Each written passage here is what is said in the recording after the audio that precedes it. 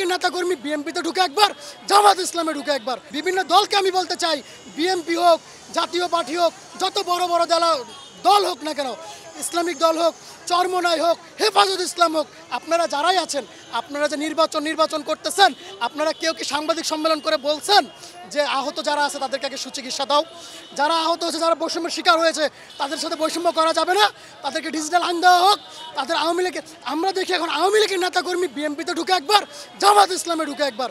পাইছেনটা কি আপনারা? মগের মূল্য পাইছেন। আপনারা দলে টাকা নিয়ে লোক ঢুকাবেন আর তাদেরকে সুরক্ষা দিবেন।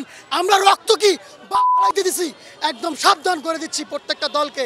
আপনারা এখনো সময় আছে, সংশোধন হয়ে যান, আমাদের পাশে এসে দাঁড়ান, আমাদেরকে আগে পুনর্বাসন করেন, আমাদেরকে নিরাপত্তা দেন, তারপরে নির্বাচনের কথা বলবেন। এটাই হচ্ছে আমাদের দাবি, এছাড়া আমাদের আর কোনো কথা নেই।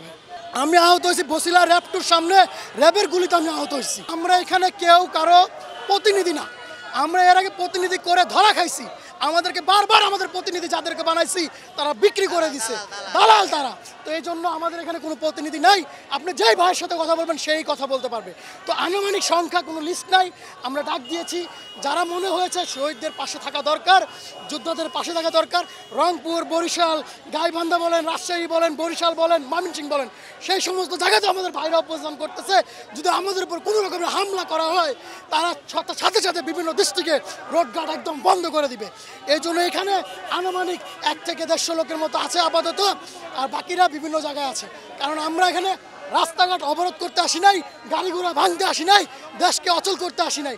আমরা এসেছি সুষ্ঠু সমাধান নেওয়ার জন্য। যদি সরকার থেকে এখনও সময় আছে, আমাদের কাছে আসতে হবে তা না, সাংবাদিক সম্মেলন করে সেই উপদেষ্টার কার্যালয়ে বসে বলে দেখ তোমাদের দাবিগুলো মেনে নেওয়া হয়েছে।